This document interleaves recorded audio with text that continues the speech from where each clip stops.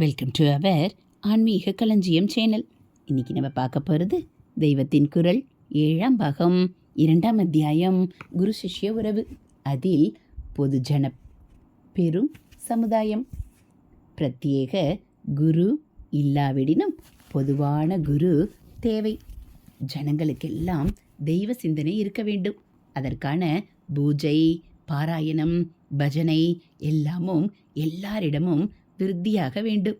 அதே சமயம் எல்லாருக்கும் பணிவு என்ற குணம் விருத்தியானால்தான் அகங்கார மமகாரங்களில் மாட்டிக்கொண்டு அழிந்து போகாமல் ஆத்மாவை காப்பாற்றிக்கொள்ள முடியுமாதலால் எல்லாரும் குரு என்று ஸ்தானம் கொடுத்து ஒருவரிடம் பணிவோடு பக்தி பாராட்டவும் வேண்டும்.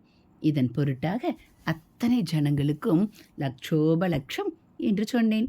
கோடானு கோடி என்றே சொல்லி இருக்க வேண்டும். அத்தனை பேருக்கும் குருபக்தி எப்படியாவது இருந்தே ஆக வேண்டும் என்று நினைக்கிறேன். அத்தனை பேரையும் பார்த்து பார்த்து பயிர் பண்ண அத்தனை குருமார்கள், அதிலும் எவரையும் கேள்வியோடையே பார்க்கிற குணம் ஜனங்களுக்கெல்லாம் விருத்தியாகிவிட்ட தற்காலத்தில் கிடைப்பார்களா? கஷ்டம்தான். குரு என்று சொல்லிக்கொள்ள தகுதி வாய்ந்தவர்கள் இருந்தால் கூட அவருடைய தகுதியை உணர்ந்து தங்களை சிறுக்கிக் கொண்டு ஜனங்களும் போக வேண்டுமே. அப்படி இத்தனை கோடி பேருக்கும் வாய்க்குமா? குரு சிஷ்ய உறவு வாய்க்குமா என்றால் ரொம்பவும் சந்தேகம்தான். ஆனாலும் இன்றைய சமுதாயத்தில் ஜனங்களில் அத்தனை பேரில் ஒவ்வொருவரும் எவராவது ஒருவரை மகான், தெய்வ புருஷர் என்று நம்பிக்கொண்டிருக்கிறார்கள். அவநம்பிக்கை யுகம் என்றே இக்காலம் பெயர் வாங்கிவிட்டாலும் மகான்கள் என்று நம்பப்படுகிறவர்களிடமும் அநேகம் கூட்டங்களாக அத்தனை ஜனங்களும் எவராது ஒருவரிடம் போய் கொண்டுதான் இருக்கிறார்கள். பல பேர் பல மகான்களிடமும் போகிறார்கள் என்றாலும் ஒவ்வொருவருக்கும் குறிப்பாக அவர்களில் ஒருவரிடம்தான் ஜாஸ்தி ஈடுபாடு உண்டாகிறது. அந்த பெரியவர்கள் ஒவ்வொருவரும் தெய்வ சம்பந்தமாகவும் லோக வாழ்க்கையை எப்படி வாழ்ந்தால் நல்லது என்பதை பற்றியும் உபதேசம் செய்கிறார்கள்.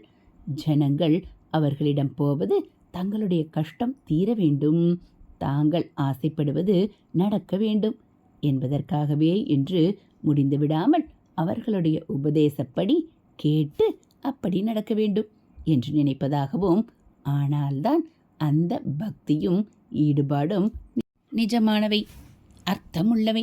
அநேகமாக எல்லா ஜனங்களுமே இப்படி தாங்கள் ஆச்சரிக்கிற பெரியவரின் வழிகளை, கொள்கைகளை கொஞ்சம் கொஞ்சமாவது பின்பற்றாமல் இருக்க மாட்டார்கள். குறைந்தபட்சம் பின்பற்ற வேண்டும் என்ற முயற்சி, அந்த எண்ணமாவது உள்ளவர்களாகவே இருப்பார்கள். இந்த இடத்தில் அந்த மகான் குருவாகவும் அவரிடம் போகிற ஜனங்கள் சிஷ்யர்களாகவும் ஆகிவிடுகிறார்கள். ரொம்பவும் ஃபாலோயிங் உள்ள பெரியவர்கள் என்றால் ஃபாலோயர் என்று இருக்கிற அத்தனை பேர்களில் ஒவ்வொருவரோடும் அவர்கள் நேராக தொடர்பு கொண்டு கிரமப்படி உபதேசம் தர முடிவதில்லை. ஆனாலும் அவர்கள் தங்களுடைய உபதேசத்தை பொதுப்பட தருகிறார்களோ இல்லையோ, அதை தழுவியே தாங்கள் நடப்பது என்று அவருடைய பக்தர்கள் நினைத்தால் அப்போதுதான் அவர்கள் நிஜமாக ஃபாலோயர் ஆகிறார்கள்.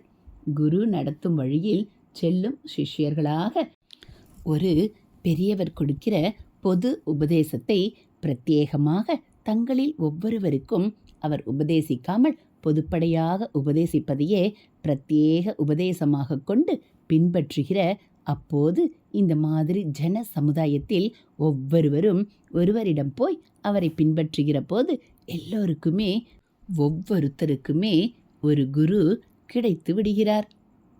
தனிப்பட மந்திர தீட்சை கொடுக்கும் குரு இல்லாவிட்டாலும் தெய்வ சிந்தனைக்கும் நல் வாழ்க்கைக்கும் வழி சொல்கிறவராக ஒரு குரு கிடைத்து விடுகிறார். நானே இருக்கிறேன், என் மாதிரி வேறு சுவாமிகளும் இருக்கிறார்கள். ஜகத்குரு என்று டைட்டிலும் இருக்கிறது. அதற்காக ஜகத்திலுள்ள ஒவ்வொருத்தருக்கும் நாங்கள் தனிப்பட உபதேசம் கொடுக்கிறோமா என்ன? கொடுக்க முடியத்தான் முடியுமா என்ன? ஜகத்தில் உள்ள அவ்வளவு பேரையும் எங்களை சேர்ந்தவர்களாக கொண்டு எங்கள் மூல புருஷர் தெய்வ சம்பந்தமாகவும் வாழ்க்கை தர்மமாகவும் என்ன உபதேசித்தாரோ அதை நாங்களும் பொதுப்பட ஜகத் பூராவுக்கும் எடுத்து சொல்லி கொண்டிருக்கிறோம்.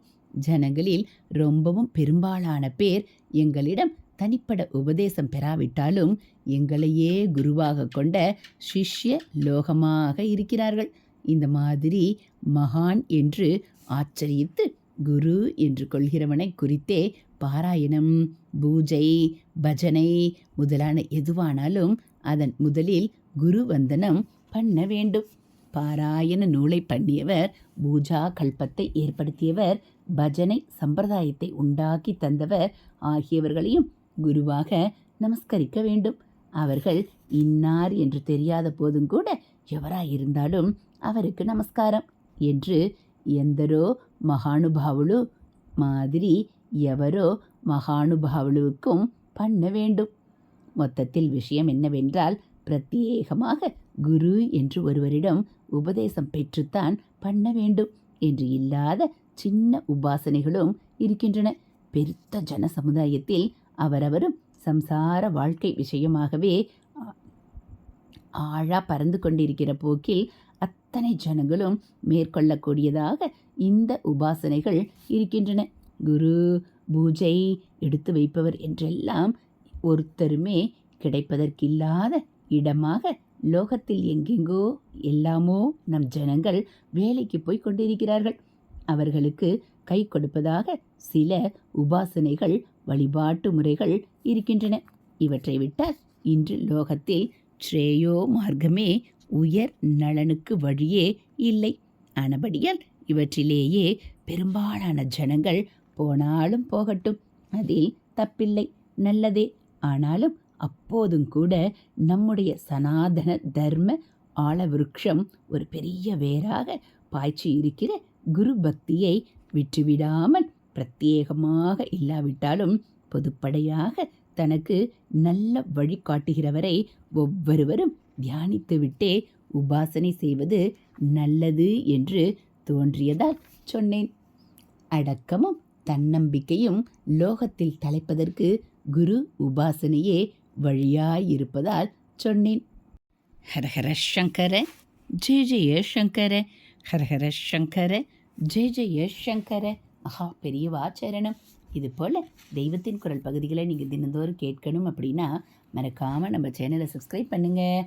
கூடவே பெல் ஐக்கானை கிளிக் பண்ணி ஆளுங்கிற பட்டனையும் அழுத்திடுங்க.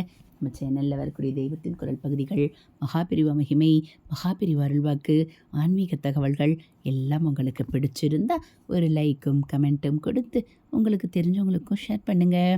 ஹரஹர சங்கர ஜெய ஜெய சங்கர, ஹரஹர சங்கர ஜெய ஜெய சங்கர. மகாபிரியவாச்சரணம்.